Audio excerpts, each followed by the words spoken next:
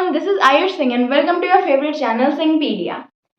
आज हम लोग पढ़ने जा रहे हैं एक नया चैप्टर नंबर 8 जो कि है विलेजेस, टाउन्स एंड ट्रेड।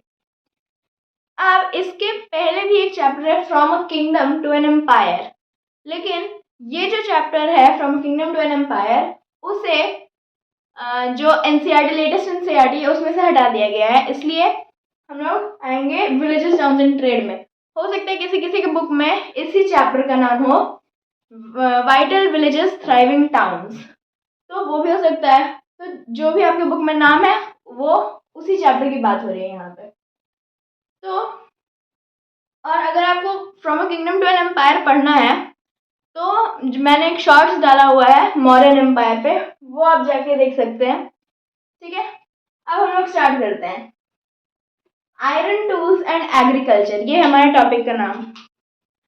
तो लिखा हुआ है कि things of iron is the part of our life, यानी कि जो चीजें आयरन या फिर स्टील की बनी होती हैं वो हमारे लाइफ का एक पार्ट है। और ये तो आज की बात है, लेकिन ये आयरन का यूज कब स्टार्ट हुआ था? तो यूज ऑफ आयरन वो स्टार्टेड 3000 ईयर्स अगो, यानी कि आज से 3000 साल पहले हमारे सब कॉन्टिनेंट में आयरन की डिस्कवरी हुई थी। और इसे अगर हम लोग बीसीई में चेंज करें तो 1000 बीसीई, जो कि मैंने आपको बताया था कि अर्ली वैदिक पीरियड और लेटर वैदिक पीरियड की डिवाइडिंग लाइन होती है कौन? 1000 बीसीई। और यहाँ पे क्या हुई थी? आयरन की डिस्कवरी, यानी कि जो उस वक्त हमने पढ़ा वही हमारा फिर से रिपीट हो रहा है। ठीक है, अब जहाँ पे हम लोग को आयरन टूल्स मिले हैं उनमें से ही एक जगह है मेगालिथिक बरियल्स। इनके बारे में हमने चैप्टर 4 में पढ़ा, चैप्टर 3 में भी पढ़ा कि वहाँ पे बरियल्स होते थे। अब हमसे एक क्वेश्चन पूछा जा रहा है कि when did we see a growing use of iron. तो अब तो मैंने तो ये बताया कि यूज ऑफ आयरन स्टार्ट हुआ था 3000 साल पहले, लेकिन ग्रोइंग यूज ऑफ आयरन कब स्टार्ट हुआ था? तो growing use of iron start हुआ था 2500 years ago। ठीक है, 2500 years ago स्टार्ट हुआ था ग्रोइंग यूज ऑफ आयरन। क्यों? यहाँ पे क्या होने लगा था? तो देखो, uses of iron, people made axes of iron for clearing forest, यानी कि जैसे मान लीजिए हमारे पास फॉरेस्ट है, ठीक है,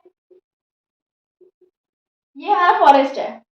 अब एक्सेस जो थे आयरन के, उससे हम लोग फॉरेस्ट को क्लियर कर सकते थे ताकि वहां पे घर बना सके। ठीक है, तो एक आयरन का काम हो गया कि उससे एक्सेस बनते थे।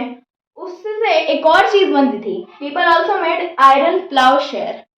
प्लाउशेयर यानी कि जैसे कि हमने पढ़ा था चैप्टर नंबर 5 में कि लोग प्लाउशेयर का यूज करते थे, जिससे सॉइल को टर्न करते थे और डिग करते थे अर्थ को, वो हमारा होता है प्लाउ।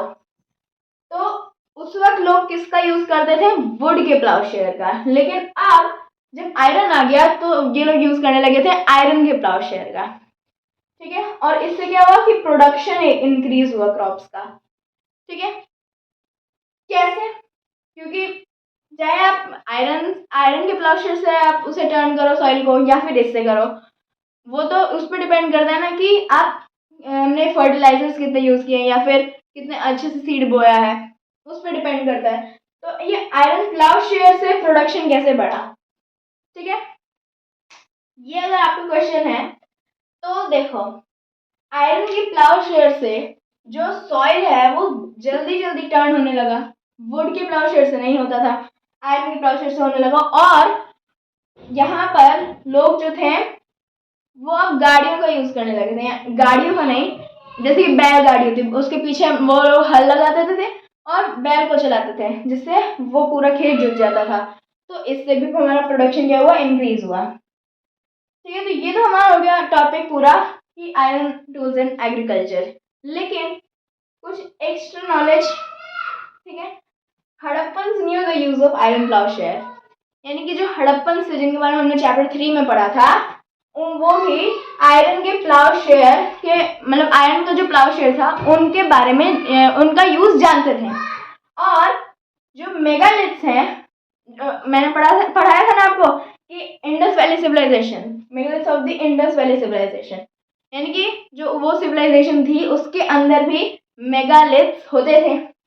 अब इन मेगालिथ्स में भी क्या होता था, जैसे मैंने बताया ना, मेगालिथिक बरियर्स में आयरन टूल्स मिले, यानी कि और इस तो भी मतलब मेगालिथ्स इसमें भी थे, तो यानी कि इसमें भी मिले हैं हम लोगों को, यानी कि आयरन टूल्स का यूज ये हड़प्पन लोग भी जानते थे।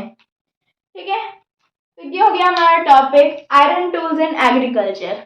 अगर आपको ये टॉपिक में कोई भी डाउट है तो आप मुझे कमेंट्स में पूछ सकते हैं बेफिक्र होकर। और ये हो गया हमारा टॉपिक पूरा। अब जो हमारा नेक्स्ट टॉपिक होगा जो कि है लाइफ इन द विलेज, उसके बारे में हम लोग आगे पढ़ेंगे। ठीक है, लाइफ इन द विलेज मतलब कि विलेज में लोग रहते कैसे थे। एक और चीज़ है यहाँ पे इरिगेशन के बारे में, वो हमारा शायद नेक्स्ट टॉपिक होगा, तो उसके बारे में हम लोग पढ़ेंगे। तब तक के लिए थैंक यू वेरी मच।